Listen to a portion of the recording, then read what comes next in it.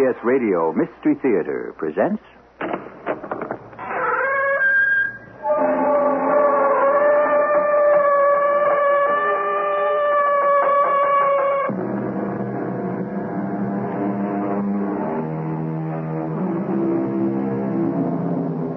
Come in. Welcome. I'm E.G. Marshall. Stories of possession are the fashion nowadays. The invasion by the devil of a person's body and soul in order to control his actions. But possession has an insidious sister as demanding and disastrous. Obsession. The occupation of the mind by an idea or desire so dominating that one can easily find oneself equally at the mercy of the devil. This is one such story. I kept thinking, what kind of trip am I on? Of course, it couldn't be you, Susan. Nobody can talk underwater. Come to me where I lie, but keep my secret. The time is not yet. Remember, not yet. Nobody could talk underwater, but somebody did.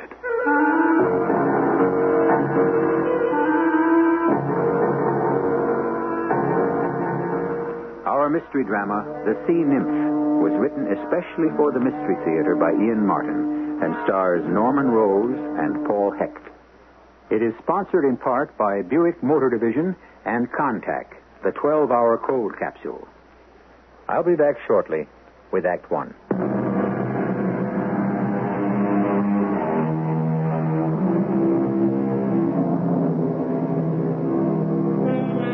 You must all have heard of Morgan Childs. His wealth, of course, is legendary. His many and varied interests, equally so. Bicon Rubber Company, which spans the world, his coffee and sugar cartels, the Machine Tool Company, 2 airlines, homes in England, Palm Springs, New York, Greece, and Zurich, the Childs Foundation and its offshoots, the Medical Center, the Institute for Research, the think tank at Berkeley, his many wives, his florid lifestyle, his art collection. Definitely a name to be conjured with. A man of many obsessions. One of them to be his undoing. A man with all the strings of life in his hands, save one. The one on which his own life depended. Your name? Scott Fallon, sir. I don't like, sir. Call me Mr. Childs. Yes, sir. I mean, Mr. Childs. Better. Age? 25. Height? 6'1". Weight? 185. Uh-huh. You look in prime condition. You can check my Navy discharge papers for that. How many hitches did you do? 2. Why did you get out of the Navy? Not enough money. I didn't want to be a frogman all my life. How do you propose to make enough now that you're out? Start my own marine diving and salvage company. As soon as I get enough money to swing it. Mm-hmm. Well, you go to work for me and you'll have more than enough. Oh, what's more than enough? $500 a day, 7 days a week, and I want all 24 hours. Guaranteed 6 months, full option on your services up to 2 years. That's more than enough. How many bodies do I have to bury? How many fathoms deep? Nothing like that. Is it inside the law? A shade either side, perhaps. But I guarantee that you will not suffer if the law intervenes. I think you could be my man. So I'll tell you what I'm after and see if you'll join me. Well, it don't hurt to listen. No. Come with me. Where are we going? You'll see. Hey, secret panels. Whew. That's quite some safe. It has to be. It is the entrance to a vault very few people have ever entered. Just one thing before you do.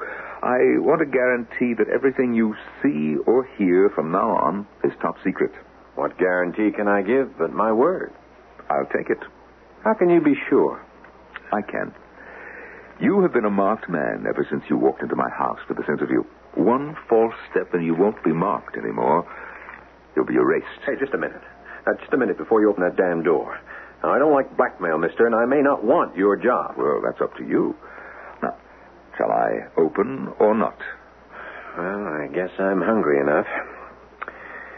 Okay, open your door, Mr. Childs. Very well.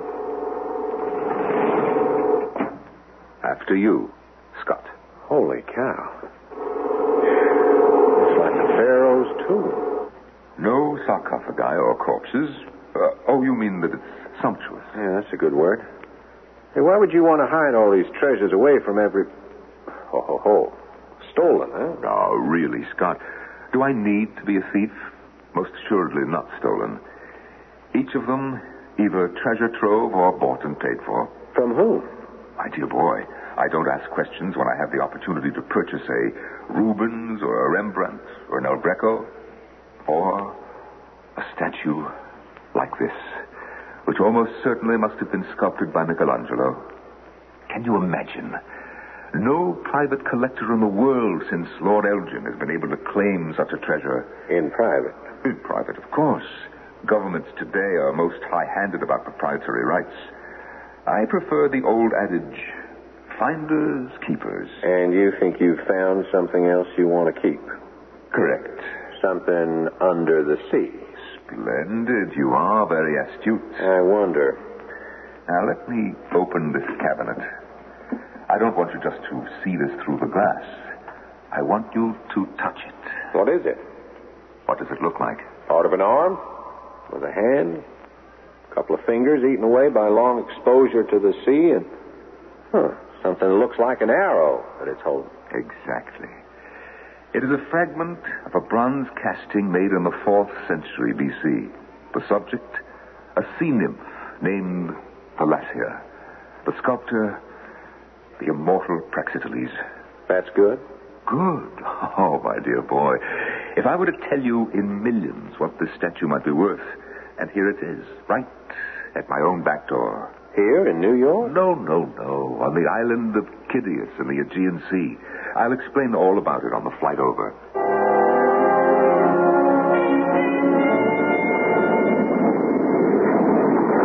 The island was named after a King Kidius, said to have been a grandson of Poseidon and guardian of the sea nymph Thalassia. There is a very pretty legend about her, which helped me to recognize the tremendous value of the broken arm I found. Well, what was that, sir? I mean, Mr. Child. Oh, call me what you will. I don't feel old anymore since we are off on this venture. Well, I didn't mean to suggest that you were. Just a whim of mine, an idiosyncrasy, no matter. About Tallahassee, whatever her name is. Thalassia. Oh, yes, Thalassia. You see, she was surpassingly beautiful and not equipped with a mermaid's tail.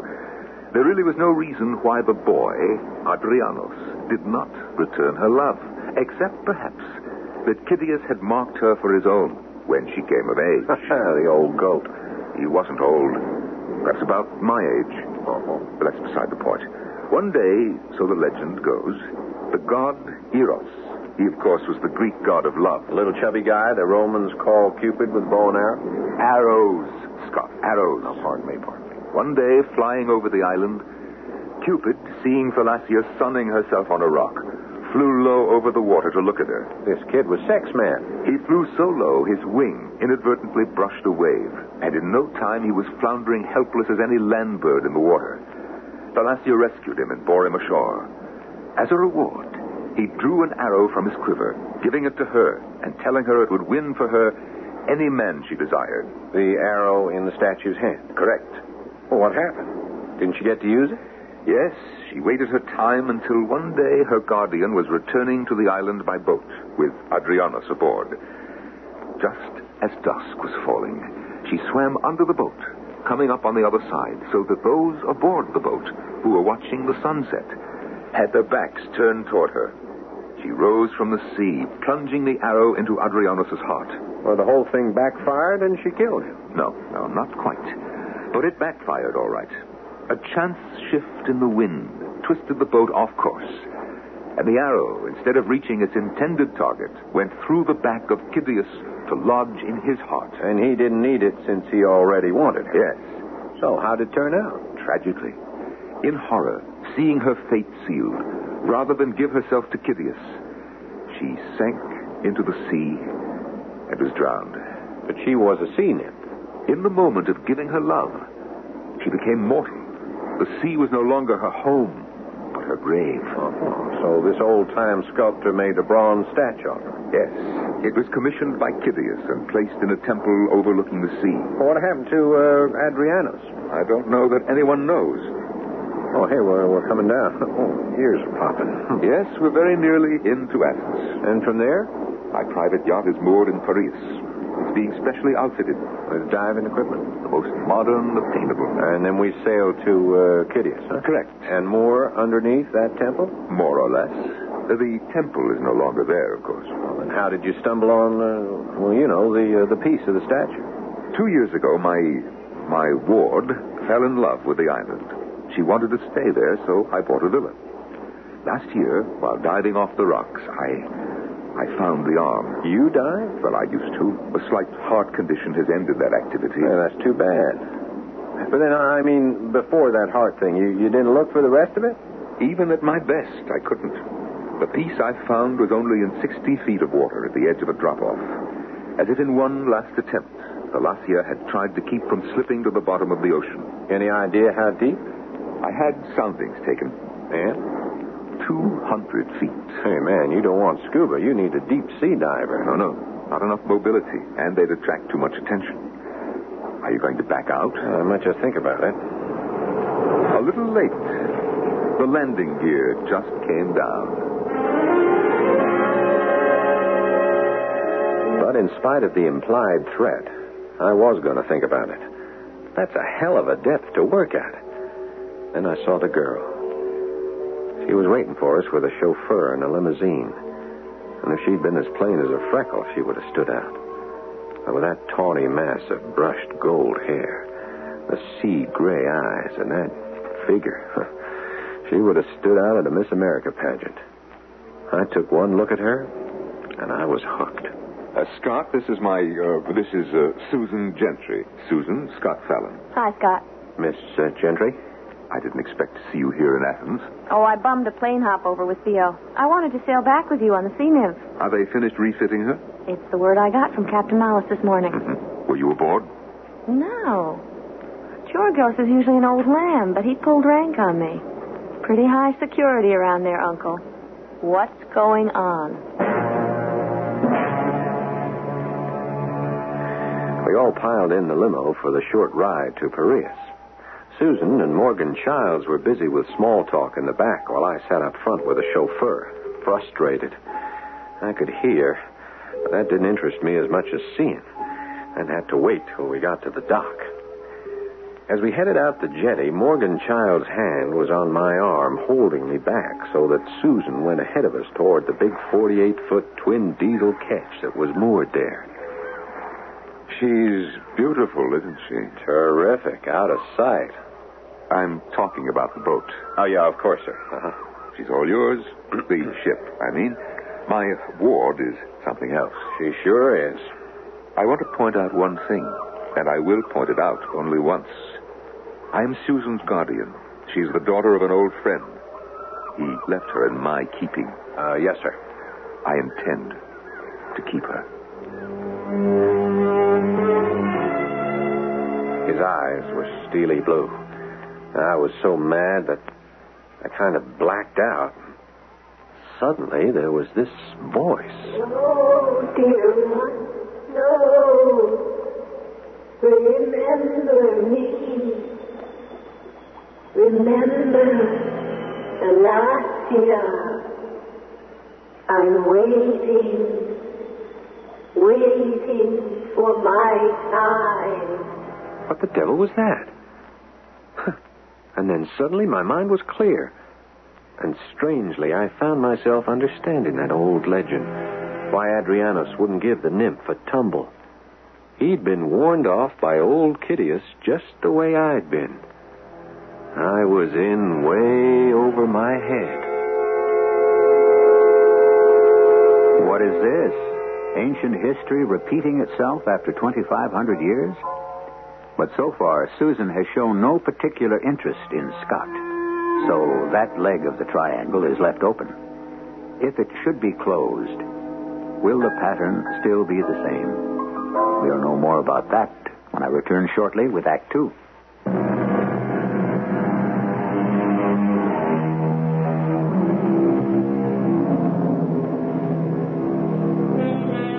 The Aegean Sea, since it is a part of the Mediterranean, is the same breathless blue. In the summer months, The sky reflects the color of the ocean, a great arching bowl, cloudless and infinite, unchanged and unchanging since 3 millennia ago, when Ulysses lost his way among these ancient islands on his long journey home from the Trojan Wars. Somewhere among the scattered hundreds of dots of gray-white rock that dapple the dark mantle of the water is Chitios. And standing off to sea from the headland, where the temple with the statue of the sea nymph stood so long ago, is the ketch that bears her legend on the transom. Well, why can't I go with you, Scott? Forget it, Susan. This is over your head. Come on. I've been diving with you the last 3 weeks. It's getting too deep. Even I don't like going down this far myself. Then don't. I gotta, Susan. I gotta find that lady. Why? Boss man says so. And when he calls the tune, you dance? Well, that's what I get paid for. Now, hand me that hood, Susan. It's cold down there. Here. You're going to wear mittens, too? Uh-huh. Hey, what's the hold-up? I thought you'd be overboard by now. Well, it takes a little longer to be ready to dive this deep. Here, let me give you a hand with the tanks. I'll help him, Uncle Morgan. I asked you not to call me that.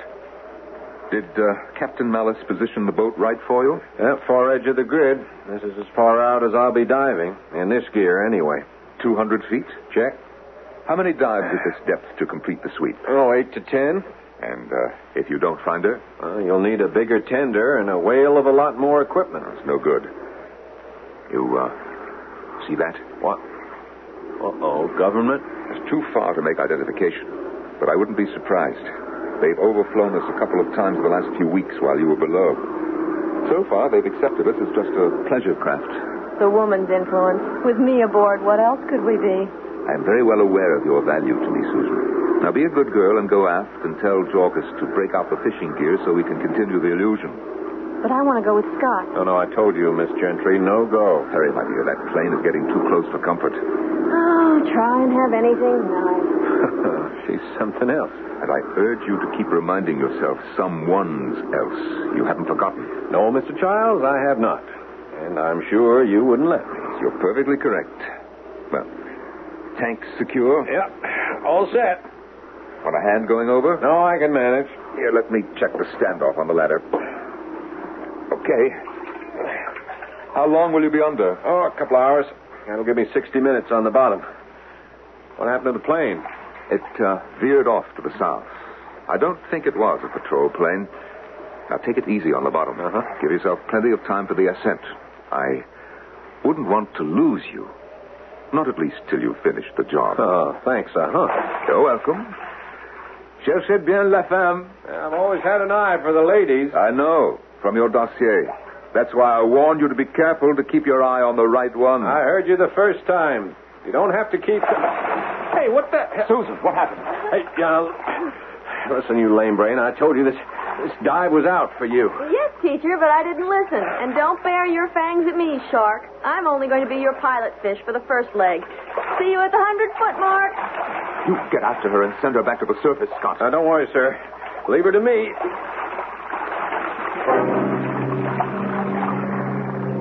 Leave her to you, young man. Oh, no. Only for the moment. So, she is infatuated with you. That becomes more and more obvious. I suppose I should have foreseen the possibility, but I really gave you more credit, Susan. I thought you had matured enough by now to realize you could be no one's but mine. Patience. Patience. She'll accept it in time. The habit of being rich is very hard to shake, even for someone as romantic as our underwater demigod. Fortunately, the boy seems to know his place. But I think, yes, I'm quite sure of it. I must have a little talk with Susan. I'm quite all right, thank you. Just extending a helping hand. I don't need one.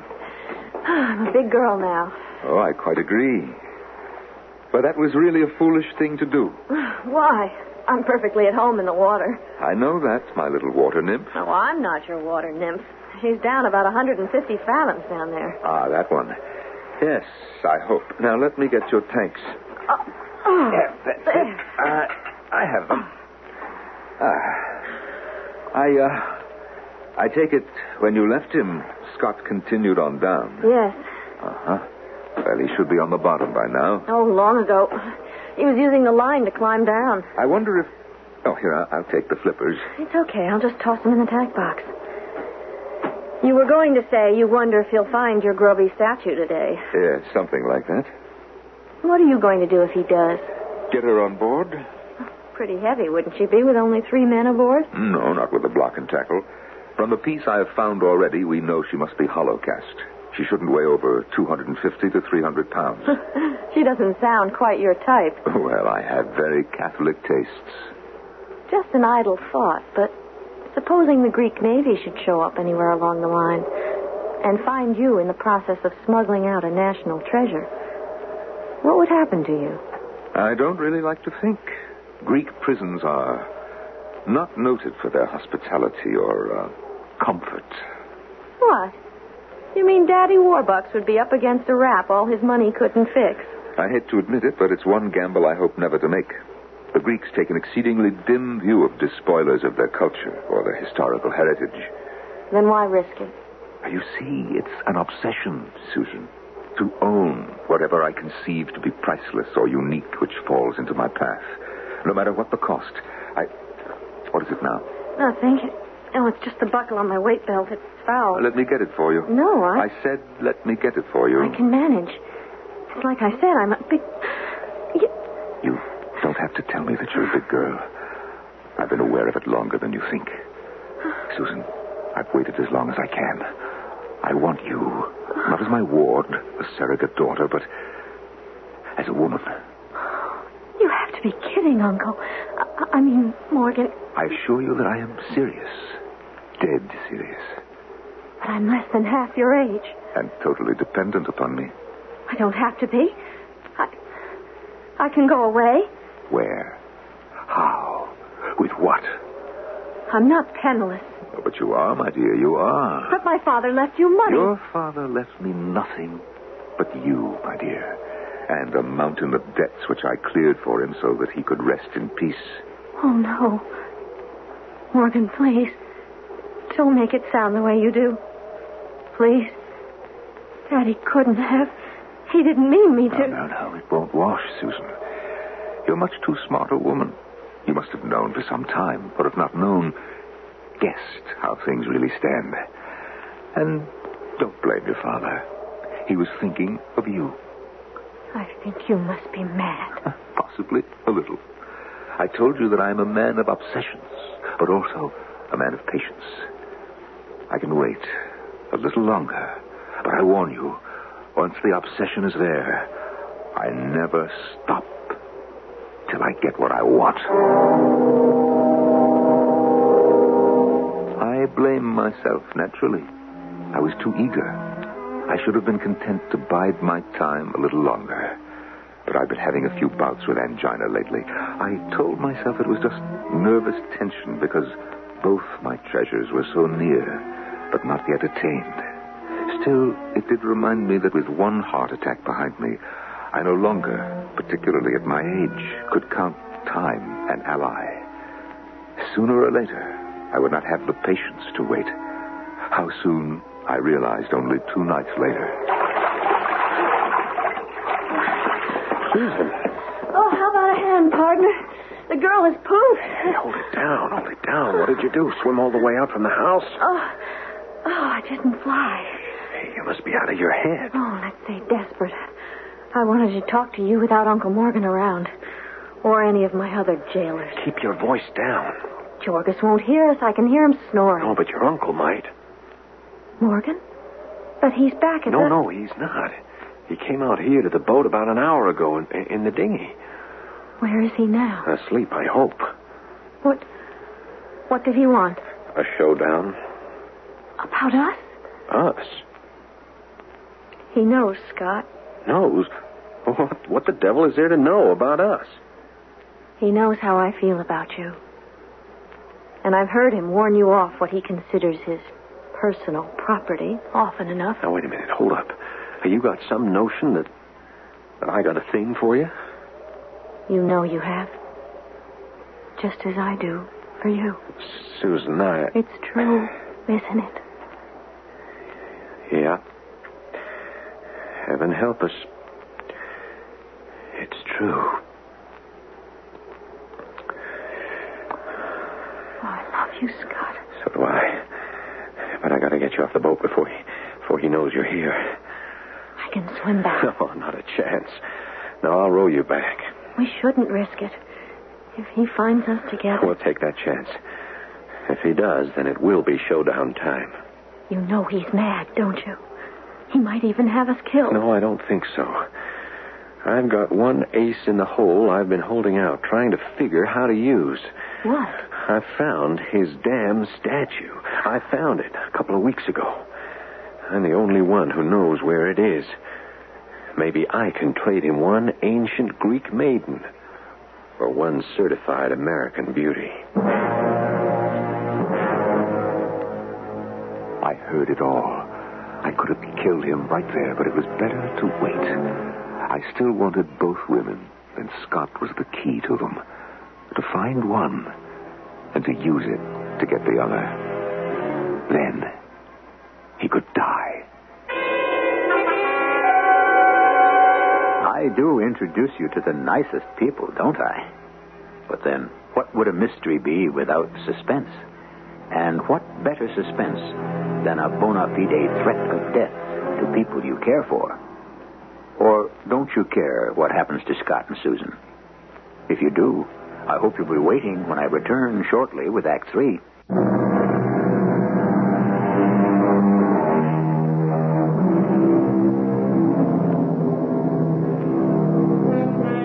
A full red moon hangs low in the sky, its beams sparkling on the barely heaving bosom of Homer's wine-dark sea. The small boat and its two occupants are silhouetted boldly on the water as, nearing the shore, Scott rests on his oars, allowing the dinghy to float silently. Damn moon. Don't. It's a lover's moon. Yeah, the losers if we get spotted. I don't want to risk getting any closer inshore till it sets. I can swim for it. Oh, tide's running out. Current's against you. Why risk it?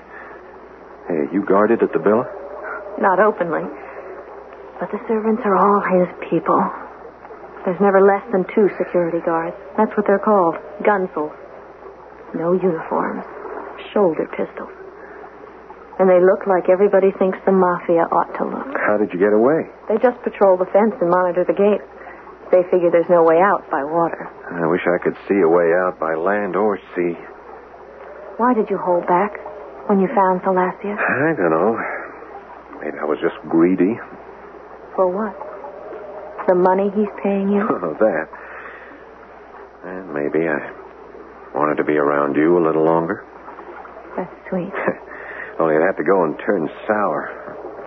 I don't know. Maybe it didn't. Maybe she was right. She? Who's she? Oh, forget it. That just slipped out. I can't forget it. You sounded so strange. Well, I was that day. The last dive. I was on 3 a day. Remember how woozy I was the last time up? I sure do. Even Morgan made me cut you down after that. You scared me out of my head.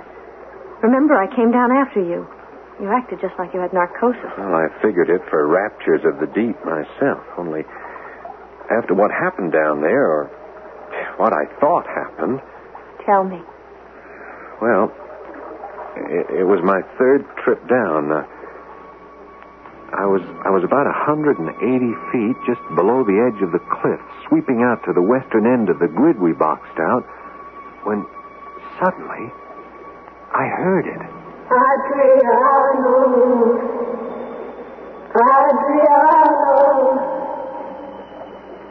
over here,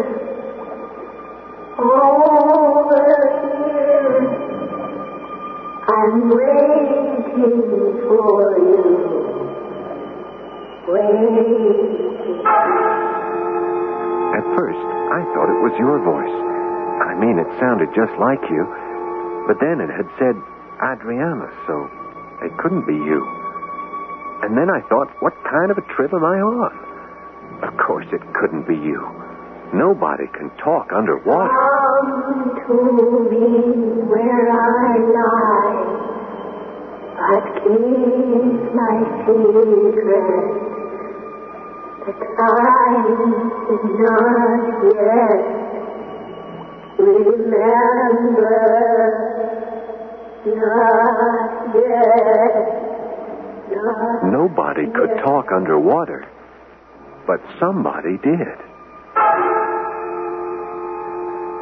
I swam towards the sound of the voice, and there she was, half buried in the sea floor on the side where the arm had broken off, the other one reaching out as if to say, "Here is my hand. Take it. Take it." But not yet. I shook it off, and I started up, decompressing. And on the way, I decided to play a gut hunch, and I buttoned up. I didn't say I'd found the sea nymph. To tell the truth, I wasn't sure the whole thing wasn't some kind of mirage. You suppose it was? I double-checked the next day, and there she was. Did she... Oh, I know it sounds silly, but did she speak again? No. She was just a 2,500 years old statue worth millions who for my money can rest in peace right where she is. Hey, there goes the moon behind the cloud. It's dark enough now for me to get you ashore. I'm not going. It's our only chance. I know what you're planning to do. Offer him a deal to let me go. That's the general notion. It won't work. He'll kill you and hunt me down. Oh, no, he won't. Not if I have to kill him first. God, he's armed. Who's the captain? They're both old. I'm young. And I still have the trump cards. What? I know where the statue is buried. And I'm the only one can get to it. I'll see you have enough head start, and I'll meet you after. We'll make a rendezvous. We still don't stand a chance. Not right now. But play our cards as they lie. And I have a hunch, a real strong one, that we'll pull it out. It was a tough job convincing Susan. But finally, quite suddenly, she gave in. And I landed her and headed back for the catch. I held back one thing from her. My hunch. That was too screwy to admit, even to myself. It haunted me that somehow, some way, the last year was a lady who was going to bring us luck. But it sure didn't look that way as I got back to the sea nymph. Forgive me if the sudden light blinds you, Mr. Fallon. But better to see you with no sudden moves, please. Both the captain and I have guns. All right, no moves. Just get that damn light out of my eyes. In good time. First, what did you do with my ward? I took Miss Gentry back to the shore. Good. That saves me the trouble of having to arrange for her return. How did you know she was here? As it happens, I wasn't asleep when she arrived.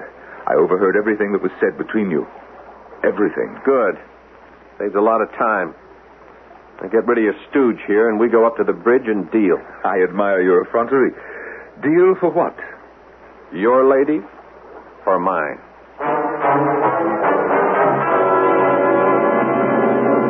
No, Nikos. No. Give her everything she needs. Car, money, whatever she wants, and let her go. No. Don't follow her. She's to be absolutely free. 1 minute. Are you satisfied, Scott? Not quite. Put Susan on the phone. Let me talk to her. Very well. Nikos, put Miss Gentry on the phone. Scott. Thanks. Susan? Susan? You all right? Yeah, darling. Everything's all right at my end. No, it's going to work out. Uh-huh. Yeah, as soon as you get to America, call me and let me know. When I know you're safe, I'll take Morgan to his 2,000-year-old date. She's a bit nearer his speed than you are. No, my darling. Not shipped ashore. We'll be waiting at the villa for your call. Uh-huh. Yes, I love you, too. Now what? We wait for Susan's call.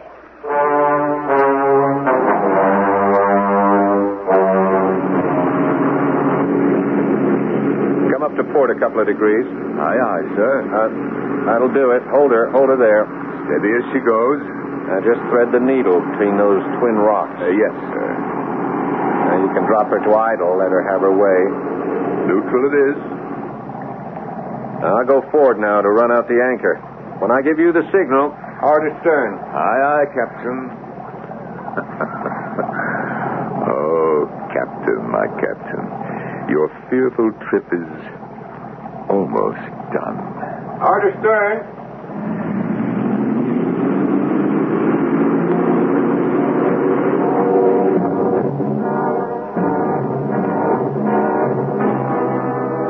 How long will you be down? Our first dive will be a good 3 hours. Take me that to get her dug out and the rope cradled around her. Second dive, well, it'll be a short one, just to attach the winch rope. But I'll need time to decompress coming up. Yes, but can we raise her by sundown? All things being equal, it'll be a long, lonely day for you. Well, I'm sure I can find ways to pass the time. Yeah, it had better not include having a surprise party for me when I come up.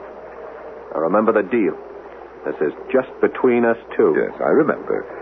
You're sure that we can get her on board? We'll manage. It'll be better. We will. Then we sail under power to Piraeus, and you drop me there free and clear. You will be free and clear, my friend. Count on that. Okay. Here goes nothing.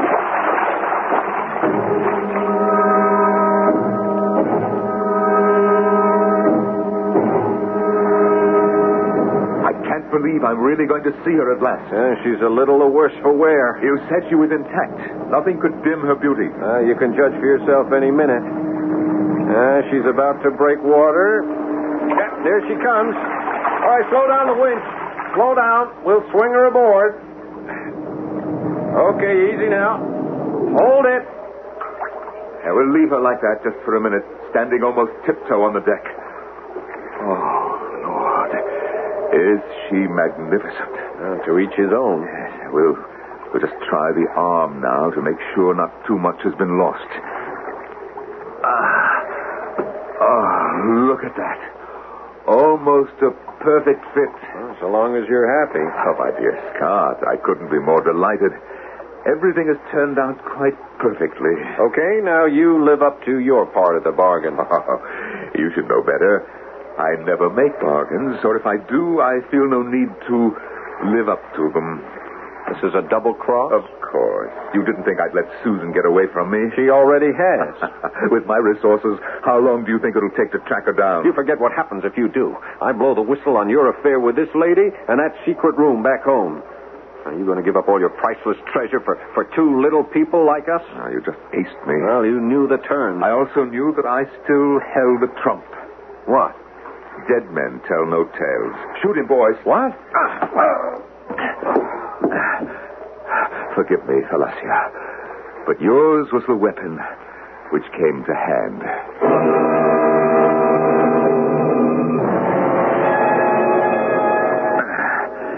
Well, Mr. Fallon, you really are a dead weight.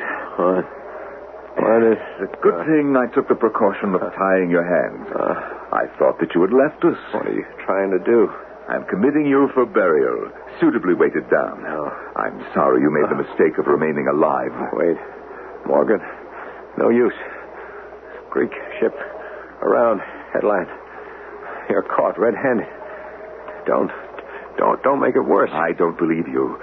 You're all I have to fear. So die, Mr. Frogman, die. Ahoy, the sea nymph. This is the Greek Navy. You are ordered to remain at anchor. They are coming aboard. No, you're not going to take her from me. If I can't have her, no one shall.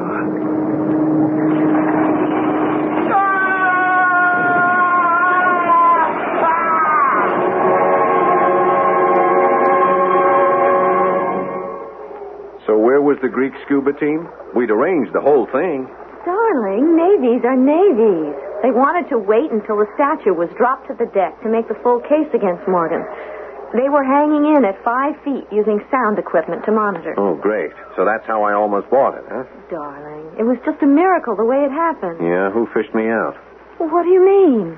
You know you had no air, so I kept you buddy breathing till I could get you back to the surface. You were there? Sure. I had proprietary rights. Besides, I didn't trust that other dame you've been tripping with. Oh. Falacia. Did they get her up again? Brought her up this morning. And Morgan's body with her. Clue me in on that. What happened? He was trying to get rid of the evidence, I guess. He was swinging her out over the sea when the winch let go. And somehow his foot got fouled in the winch chain. She took him right to the bottom. How about that? 2,500 years she waited for her revenge. What do you mean? Well, maybe I'm still a little scrambled in the brains department. But didn't the three of us live out a legend that first happened about 500 B.C.? I guess in a way we did. Yeah. Only this time the twist has a happy ending. Yes, darling. My buddy. My breath is your breath. My time is your time. My house is yours. Let's go home.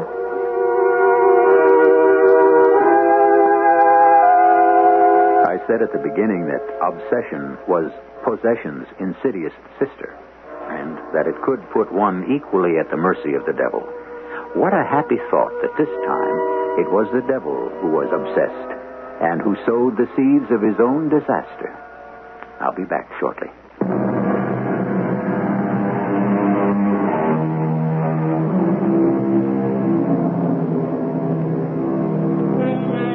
The great archaeological museum in Athens houses such superb examples of the unparalleled sculpture of Greece's golden age as the boy on the horse, the statue of Poseidon, the beautiful young man who may be Paris, all in bronze, at least one of them dug from the sea.